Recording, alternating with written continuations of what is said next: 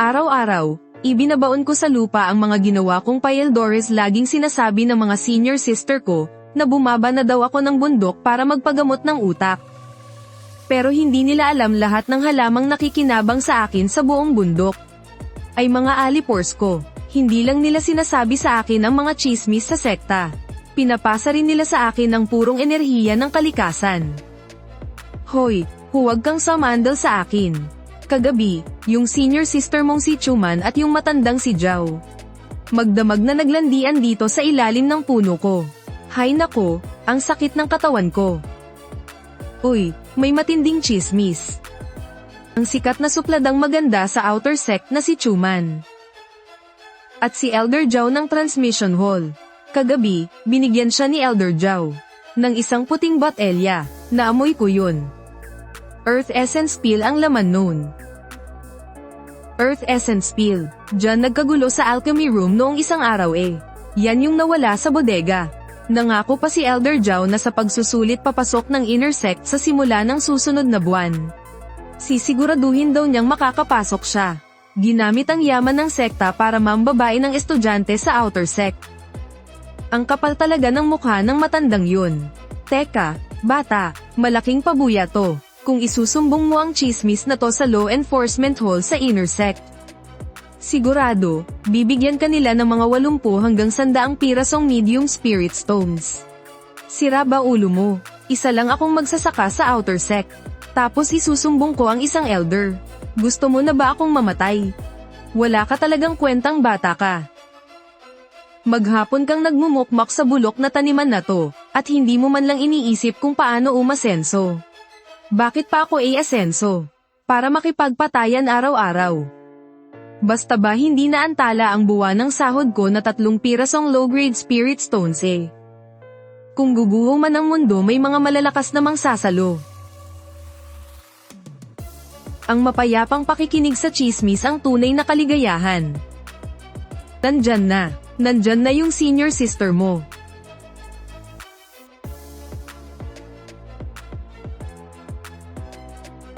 Sumu. Yung asaral mo ba kinikiliti lang ang mga damo? Aray ko. Magandang umaga po, second senior sister.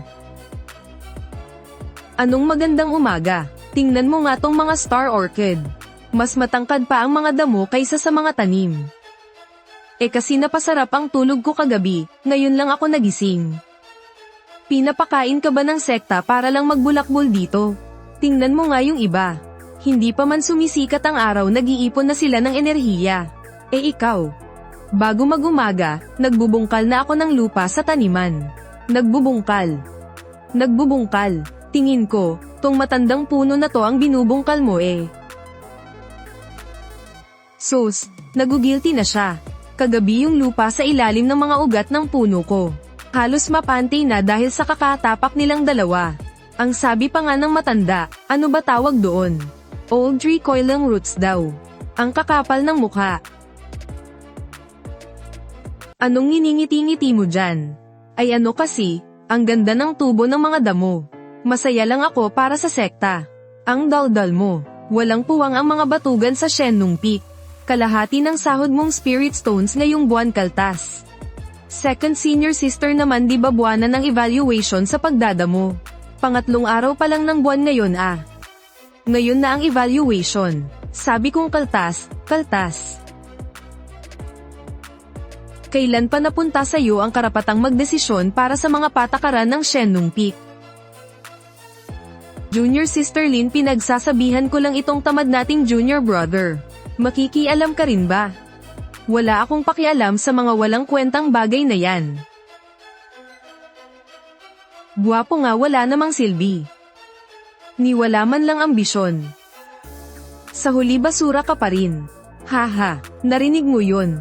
Kahit ang magaling na si Lin, walang bilib sa'yo. Chuman, huwag mo siyang gawing dahilan para maglabas ng galit. Sa ika-7 ng susunod na buwan, ang labanan para sa inner sect kanya-kanyang galing na lang. Kung ganun, tingnan na lang natin.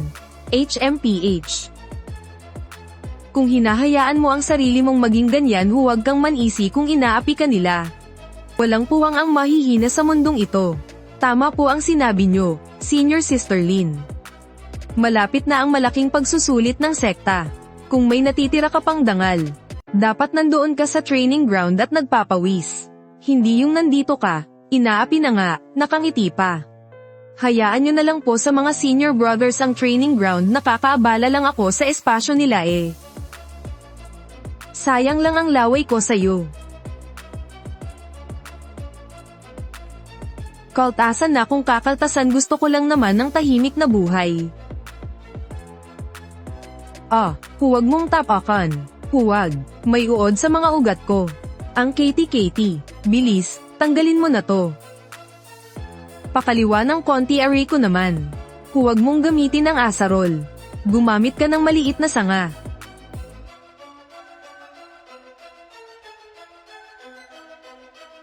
Ang dami mo namang reklamo. Sa libo-libong halamang gamot dito sa taniman. Ikaw pa talaga ang pinakamaarte. May mga maliliit na tinik yung uod na yun eh. Isang tama lang ng asarol mo, mapuputol na yung ugat ko. Wala ka bang pag-iingat sa mga maseselan? Nagtatanim lang ako, wala akong alam dyan. O baka gusto mo, huwag ko na lang pakialaman. Gawin mo na lang alaga yung uod. HMPH. Huwag. Sige na, ako na ang mali. Boss Su, Panginoong Su, bilis, tanggalin mo na to. Umaakyat na siya sa pinakaugat ko. Ayan na, bilisin mo, kunin mo na, kinakagat niya yung tangkay ko. Hay, ang sarap sa pakiramdam. Buhay na ulit ako. Bilang ganti may sasabihin akong sikreto sa'yo. May chismis na naman. Sige nga, pakinggan natin. Yung babaeng yun, umiyak siya kahapon sa alchemy room. Umiiyak din pala ang pab-ibong yun. 3 pugon ba naman ng gamot ang nasira niya?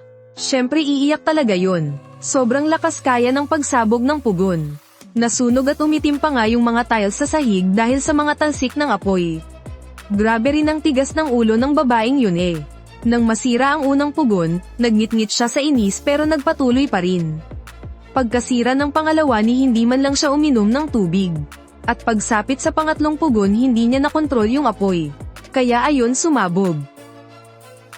Kitang-kita ng 2 mata ko na kayuko siya sa sulok, at nanginginig pa ang mga balikat sa pag-iyak. Ang linaw naman ng mata mo. Syempre naman, yung lolo ng tita ko, nakatanim mismo sa ilalim ng bintana ng alchemy room. Kaya walang makakalusot sa amin. Masyado kasing nagmamadali eh, kaya hindi niya nakontrol ng maayos ang apoy. Siya lang din naman ang nagpapahirap sa sarili niya. Oo nga eh, sinabi mo pa. O siya, dahil natutuwa ako sa'yo may ibibigay akong maganda.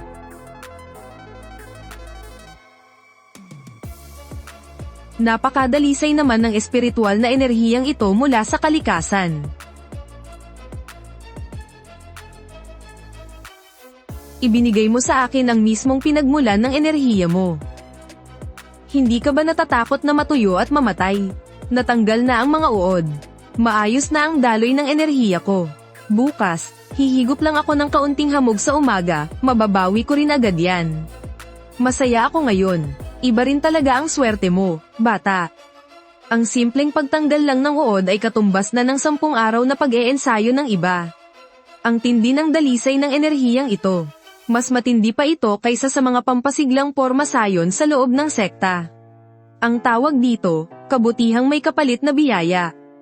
Sa bilis na ito, sa susunod na buwan ay malalagpasan mo na ang kalagitnaang antas ng pag-iipon ng enerhiya. Bakit hindi ka makipag-agawan para sa pwesto sa loob ng sekta? Ayoko nga, araw-araw lang naglalaban-laban ang mga disipulo doon. Ngayon, mag-aagawan sa mga kagamitan, bukas, mag-aagawan naman sa oportunidad. Sa makalawa, paglabas mo para mag-ensayo, makakain ka lang ng mga halimaw. Pero, may mga pambihirang pamamaraan sa loob ng sekta. May mga pinakamataas na uri ng Paildores. Iyon ang daan patungo sa itaas. Balak mo bang sayangin ang buong buhay mo sa bulok na tanimang ito? Ang sarap kaya ng buhay dito sa labas ng sekta. Sagot na ang pagkain, may libreng espiritual na bato pa. Araw-araw, pwede kang matulog hanggang kailan mo gusto. Magtatanim lang ng damo at mag-aalaga ng mga bulaklak. Mga tanga lang ang gugustuhin pumasok sa loob. Wala kang kwenta, sayang lang ang talento mong pinakain lang sa aso. Yung babaeng si Chuman, ibinenta pa ang sarili para lang makakuha ng pwesto. Tapos ikaw, pilit mo namang ibinababa ang sarili mo. E di magbenta siya, magtatanim lang ako. Kanya-kanya tayo ng pangarap sa buhay. Hindi ka ba natatakot na baka isang araw, may makatapak sa'yo hanggang mamatay ka? Hanggat nakadapa ako ng sapat na mababa, walang makakatapak sa akin. Tsaka isa pa, araw-araw nyo naman akong binibigyan ng impormasyon. Sino bang magbabalak ng masama laban sa akin? 3 araw bago pa mangyari yun, nakatakas na ako. Mautak ka rin, ano? Palpak na naman. Pang-4 na pugon na ito. Bakit amoy sunog na balahibo ng baboy ang maitim na usok na yan? Anong lason bang ginagawa ng babaeng yan? Mga tira-tira ng pile doors ng lupa, hinaluan ng halamang apoy. Masyadong malakas ang apoy, kaya ganyan ang amoy. Kung patuloy na magpapasabog ang pabidang yan, bubuho na ang bundok ng Shenlong dahil sa kanya. Hindi mo ba pupuntahan para tignan? Ayoko nga. Mahirap na makialam, baka ako pa ang mapahamak at madamay.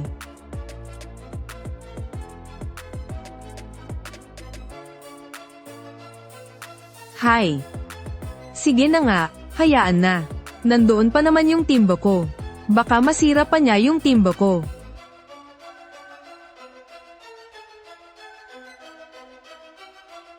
Palpak na naman. Aray, ang init, nakakapaso. Masyadong malakas ang apoy sa kaliwa, pero sobrang lamig naman sa kanan.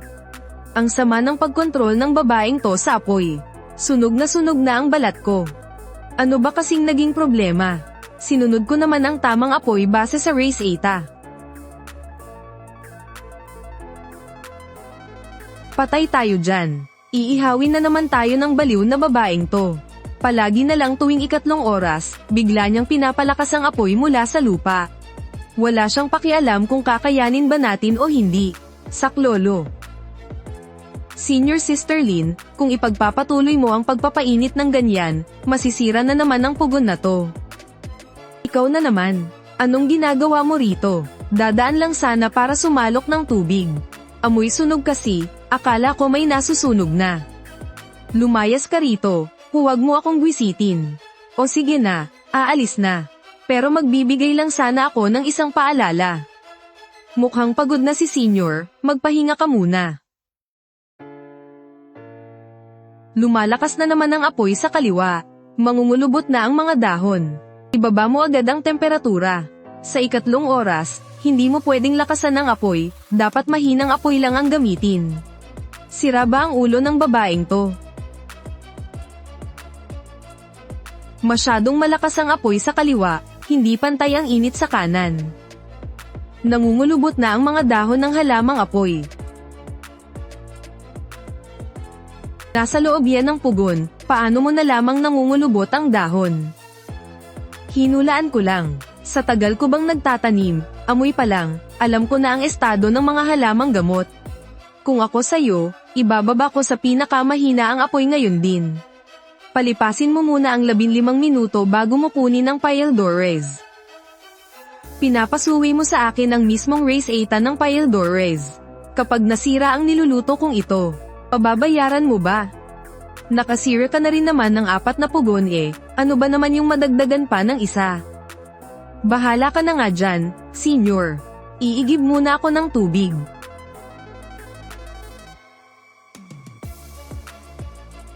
Susubukan kong maniwala sa pagkakataong ito. Wala namang mawawala kung masira man ulit.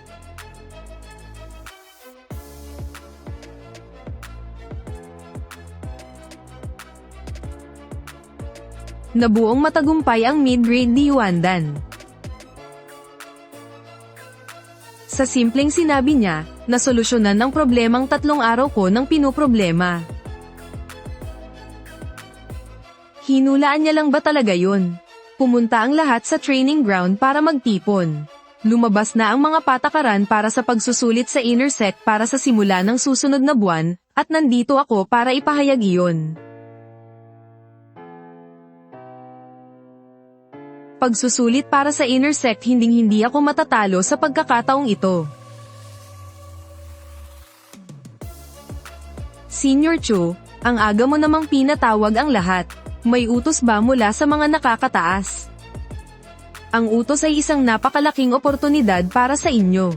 Sa ikapito ng susunod na buwan, gaganapin ang paglalabas ng resulta para sa mga papasok sa inner sect na nangyayari lang tuwing ikatlong taon. Huwag niyong sabihing hindi ko kayo pinaalalahanan. Kapag nakapasok na kayo sa inner sect, makakatanggap kayo ng siguradong 100 mid-grade na batong espiritual kada buwan. Hindi lang mga batong espiritual, maging ang mga kakaibang estilo ng espada mula sa pavilion ng mga espada. At ang mga mataas na antas ng Paeldores mula sa kwarto ng mga pugon. Kung may ibubuga kayo, malaya kayong makakapili, pero senior, kaming mga nagtatanim lang. Wala nga kaming matinong espadang bakal eh. Paano pa kami makikipagkumpetensya para sa pwesto laban sa mga bihasa sa espada sa main peak? Oo nga, araw-araw silang nagsasanay sa espada, habang tayo, araw-araw nagbubunot ng damo. Kapag naglaban, hindi ba't parang nagpatiwakal na rin tayo? Mga wala kayong kwenta. Sinong may sabing walang papasa sa inner sect mula sa tuktok ng Shenlong? Kapag nakakuha kayo ng sapat na puntos para makaabante, siguradong tatabi ang mga mayayabang na iyon para sa atin. 100 mid-grade na batong espiritual. Makakabili na ako ng napakaraming masasarap na tsaa gamit iyon. Tama na ang dada. Ano ba ang pamantayan para sa pagsusulit? Bakit ba nagmamadali ka? Nagbago ang mga patakaran ngayong taon. Hindi na ito palakasan ng antas. Hindi rin ito labanan sa paggamit ng espada. Makalipas ang kalahating buwan, magbubukas ang lihim na mundo ng Qingwo. Ang tanging pamantayan para pumasa ay kung sino ang makakapagdala pabalik ng pinakamataas na antas ng espiritual na halaman mula sa loob. Ang lihim na mundo ng Qingwo ay palaging nababalot ng nakakalasong ulap at pag-alagala ang mga halimaw sa lugar na iyon.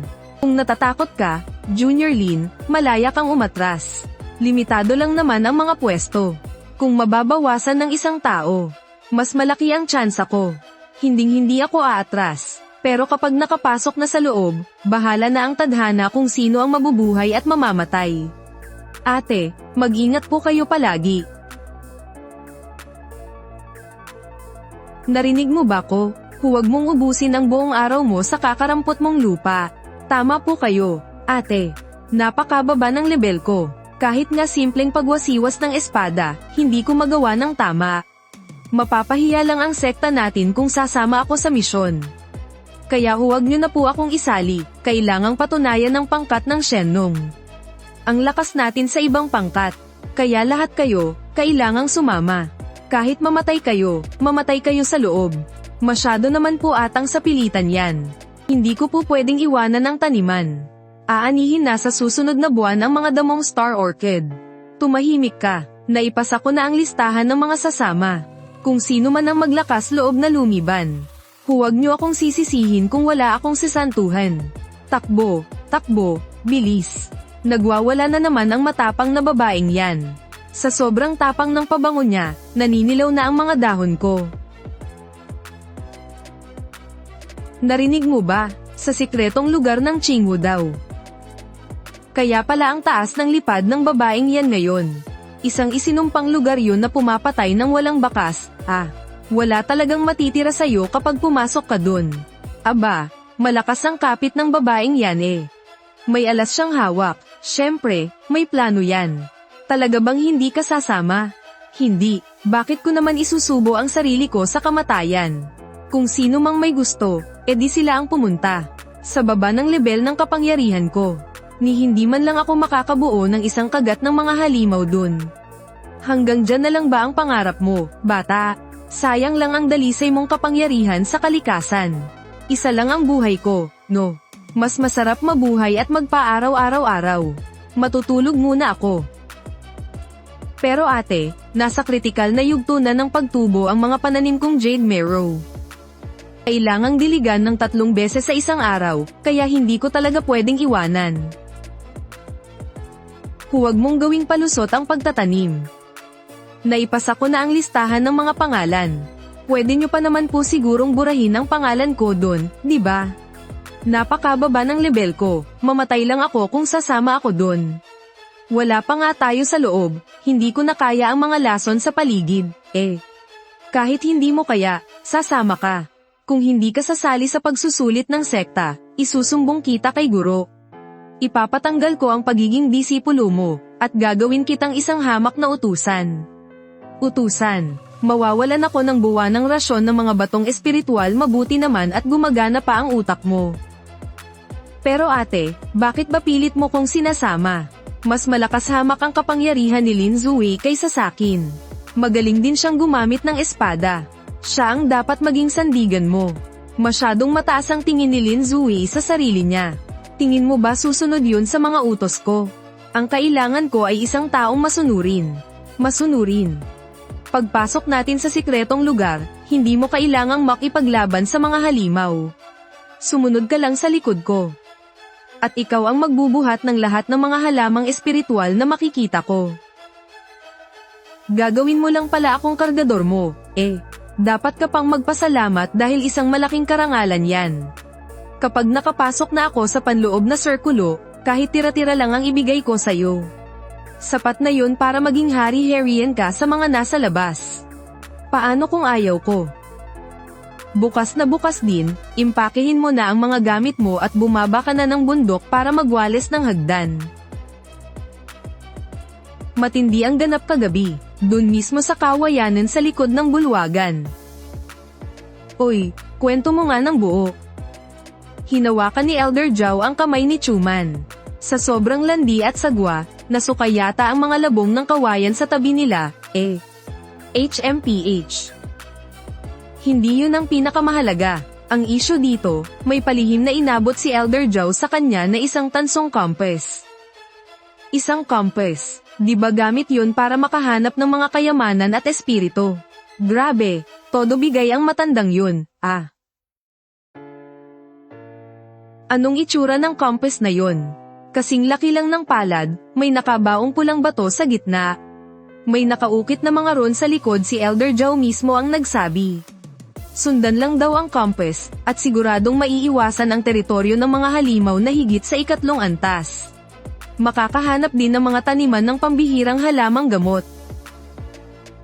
Kaya pala nagpupumilit siyang maghanap ng tagabuhat. May nakahanda na pala siyang ruta para maghakot. Ngayon, malinaw na, hindi niya kayang buhatin mag-isa ang lahat ng mga halamang gamot na yon. Wala siyang storage ring, at lalong hindi siya maglalakas loob na magsama ng taong may mataas na antas. Takot siyang maagawan ng kredito. Kaya ang isang munting isda na tulad mo, na walang koneksyon at walang ibubuga, ang pinaka-perpekto. Anong balak mo ngayon? Magpapakaalipin ka na lang ba talaga sa kanya? Hayaan mo na, pupunta na lang ako. Sana lang maging ligtas ang biyahe. Pakisabihan naman yung damo sa may pasukan ng Secret Realm, pakibantayan ng maigi para sa akin. Ikaw talagang bata ka, mas marami pang pasikot-sikot yang isip mo kaysa sa mga ugat ko. O siya, ipapadala ko na sa hangin ang mensahe.